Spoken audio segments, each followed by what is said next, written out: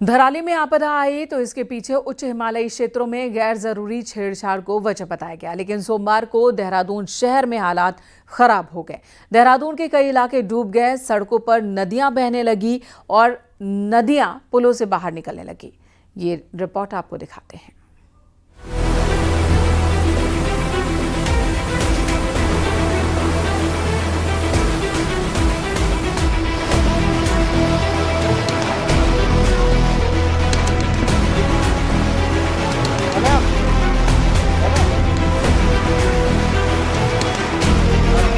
नदी में बहते जानवर और सड़कों पर बहती नदी।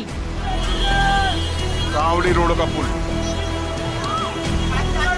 ये नजारा पहाड़ की किसी नदी का नहीं है, बल्कि ये नजारा है राजधानी देहरादून का।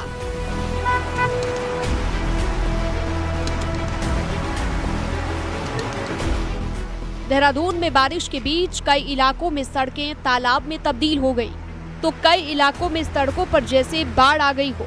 ये पानी जब नदियों में मिला तो वहां जानवर बहते नजर आए। पहाड़ की किसी बरसाती नदी सा ये रौद्र रूप देहरादून के आईटी पार्क और सहस्त्रधारा की सड़कों पर बहते पानी का, जिससे दर्जनों गाड़ियों को भारी नुकसान पहुंचा है।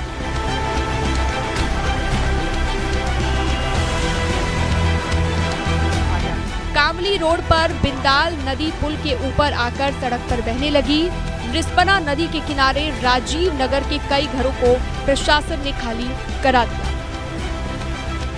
मूसलाधार बारिश के बीच देहरादून के अलग अलग इलाके जलमग्न हो गए हैं। आप देखिए कि ये सहस्त्रधारा रोड का इलाका है। ये पूरी जो भी जहाँ तक भी आपको दूर तक नजर जा रही है, ये पूरी सड़क है, लेकिन अभी पूरी तरह से नदी में तब्दील हुई है। ये पानी आप लगाइए कि जब निचले क्षेत्रों में ये पानी जा रहा होगा तो निचले क्षेत्रों में कहाँ कितने बड़े लेवल पर जल भराव की स्थिति पैदा हो रही होगी, लोगों को कितनी दिक्कतों का सामना यहाँ पर करना पड़ रहा होगा। आप कार के अंदर ही फंसे रह गए थे? तब तक मैं कार में था तब से। फिर कैसे हेल्प हुई? आप ये लोग आए मेरे साथ तो इन्होंने हेल्प की मेरी बाहर निकालने। तो आपने रस्सा बांध के निकाला क्या? हाँ, रस्सी से निकाला हमने। वहाँ ऊपर से देखा अपनी बिल्डिंग से तो प्रेशर काफ़ी था, तो वहाँ पे कंस्ट्रक्शन भी चल रहा था, तो हम रोप लेकर आए। फिर रोप इधर एक चेन बनाई, ह्यूमन चेन बनाई, फिर इनको बाहर निकाला। पहाड़ में आई आपदा तो प्रकृति से छेड़खानी और राजधानी की सड़कों पर बाढ़ के हालात बन जाएं तो इसे क्या कहा जाए। कंक्रीट के जंगल में तब्दील हो चुके राजधानी देहरादून का ड्रेनेज सिस्टम हर बरसात में पूरी तरह नाकाम साबित होता है। अभी मौसम विभाग ने 14 अगस्त तक भारी बारिश का रेड अलर्ट जारी किया है। भारी बारिश के कारण आईटी पार्क के दूसरे छोर पर भी, जो सहस्त्रधारा रोड से मिलता है, यहाँ पर भयंकर तबाही का एक मंजर है। आप देखिए कि भारी बारिश के चलते जो गाड़ियाँ यहाँ पर थी या जो गाड़ियों को लेकर जा रहे थे, ये आपस में टकरा गई हैं और मलबे और भारी बारिश के कारण पूरी गाड़ी क्षतिग्रस्त हो गई है। आप देख सकते हैं कि पूरा का पूरा जो ये नदी बन गई है आईटी पार्क की सड़कें, इसमें कई लोग, कई गाड़ियाँ इसी तरह से फंसी हुई हैं। लोगों को भारी नुकसान हुआ है। वेदर डिपार्टमेंट ने आगे भी रेड अलर्ट की चेतावनी दी है, भारी से बारिश की चेतावनी दी है। भारी बारिश से पहाड़ से लेकर मैदान तक हलकान रहा। प्रदेश भर में 5 नेशनल हाईवे, 14 स्टेट हाईवे समेत कुल 150 से ज्यादा सड़कें बंद हो गई। सबसे बड़ी बात, राजधानी देहरादून की भी पोल खुल गई। उस राजधानी की जिसे प्रदेश में मॉडल के तौर पर देखा जाता है, वहीं राजधानी सड़कों पर बहती नजर आई। अगले 24 घंटों में भी भारी से भारी बारिश हो सकती है। यही नज़ारा आपको देखने को मिल सकता है। कैमरा पर्सन दीपक उपाध्याय के साथ सुनील नौपरवात, न्यूज़ 18 देहरादून। वहीं पौड़ी में तेज बारिश की वजह से नेशनल हाईवे 534 पर सफर खतरनाक बन गया। जगह जगह पहाड़ी से पत्थर गिर रहे हैं। भारी बारिश के बाद गुमखाल से सतपुली के बीच कई डेंजर जोन बन चुके हैं, जहां पर लैंडस्लाइड का खतरा बना हुआ है। नेशनल हाईवे का 30 से 40 किलोमीटर से भी ज्यादा का हिस्सा बुरी तरह प्रभावित है। रोजाना यात्री कीचड़ और मलबे से भरी सड़कों से ही आवाजाही को मजबूर हैं। कभी भी कोई बड़ा हादसा हो सकता है, लोगों में इस बात को लेकर डर भी है।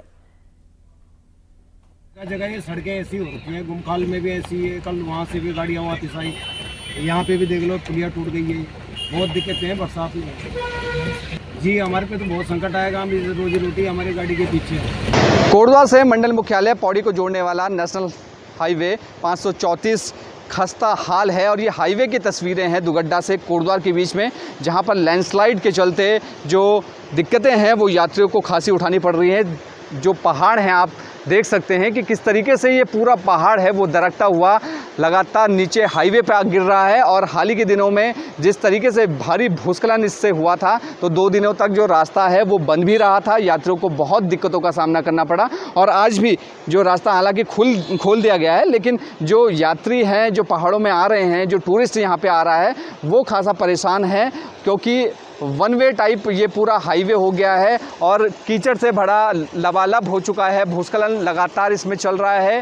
हालांकि जो एनएच की टीमें हैं वो मौके पर तैनात की गई है, जेसीबी मशीनें भी यहाँ पे मौजूद है, लेकिन जो जान का खतरा इस समय लगातार, क्योंकि जिस तरीके से जो जानकारी है प्रशासन की ओर से बताया जा रहा है कि 35 डेंजर जोन्स इस पूरे इलाके में बन चुके हैं। दुगड्डा से कोटद्वार से लगातार इस बात को भी कहा जा रहा है कि अगर ज़रूरत ना हो तो पहाड़ों पे ना आए यात्री, क्योंकि जिस तरीके से हालात है, लगातार भूस्खलन हो रहा है, तो कभी भी कोई भी बड़ी अनहोनी इस पूरे रास्ते में हो सकती है। अनुपम भारद्वाज, न्यूज़ 18 दुगड्डा। और अब सचेत करने वाली एक खबर, अगर आपके बच्चे भी इंस्टाग्राम चलाते हैं या दूसरे सोशल साइट पर मौजूद हैं तो सावधान हो जाइए। देवरिया जिले में एक सनसनीखेज मामला सामने आया, जहां एक नाबालिग लड़की ने इंस्टाग्राम पर पहले बंगाल की एक लड़की से दोस्ती की, फिर युवती ने शादी का झांसा देकर उसे अपने साथ चलने को कहा। जांच के बाद पुलिस ने विशेष समुदाय के एक ही परिवार के 4 लोगों को गिरफ्तार किया है।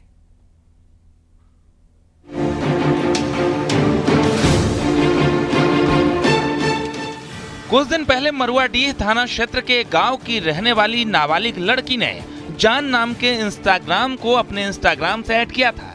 कुछ दिनों बाद जान नाम की इंस्टाग्राम चलाने वाली युवती, जो बंगाल के आसनसोल की रहने वाली नरगिस खातून है, उसने देवरिया की रहने वाली लड़की से संपर्क किया और दोनों ने बलिया और देवरिया के कई जगहों पर मुलाकात की। कुछ दिन बाद देवरिया की रहने वाली लड़की अचानक घर से गायब हो गई। वादी ने तहरीर दी थी कि उनकी जो माइनर बच्ची है वो घर से कहीं चली गई है। इस संबंध में तत्काल थाने पर मुकदमा पंजीकृत किया गया था और 5 टीमें बनाई गई थी, जिसमें सर्विलांस टीम भी एक्टिव थी। तत्काल टीमों ने बच्ची का लोकेशन मूवमेंट ट्रैक किया और फाइनली ये पाया कि वो बच्ची का मूवमेंट वेस्ट बंगाल की तरफ हो रहा है। पीड़ित लड़की के परिवार ने बीते 6 अगस्त को थाने में तहरीर दी तो पुलिस के भी कान खड़े हो गए। पुलिस ने सबसे पहले जान नाम की इंस्टाग्राम के प्रोफाइल की पता की, जिससे पता चला कि ये इंस्टाग्राम बंगाल के आसनसोल में एक्टिव है। फिर पुलिस की कई टीमें बंगाल के आसनसोल की तरफ रुख किया और नाबालिग लड़की को एक विशेष समुदाय के घर से बरामद किया। वहाँ बच्ची के जो एक्यूज्ड हैं, जो लेके गए थे, वहाँ से इनको बच्ची को भी बरामद किया और उसके साथ साथ 4 एक्यूज्ड, जिसमें नाम है नरगिस खातून, मोहम्मद अलाउद्दीन, नगमा और आयशा बेगम, इन चारों को भी वहाँ पे गिरफ्तार किया गया। तो मेन एक्यूज्ड है नरगिस खातून।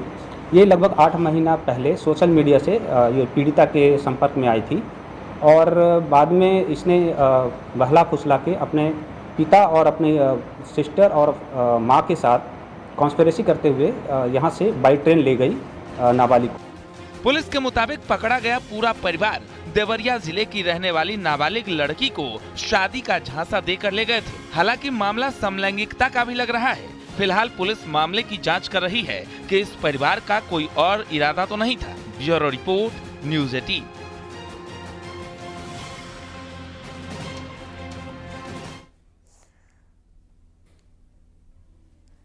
यहाँ रुकेंगे एक ब्रेक के लिए, खबरें ब्रेक के बाद भी जारी हैं।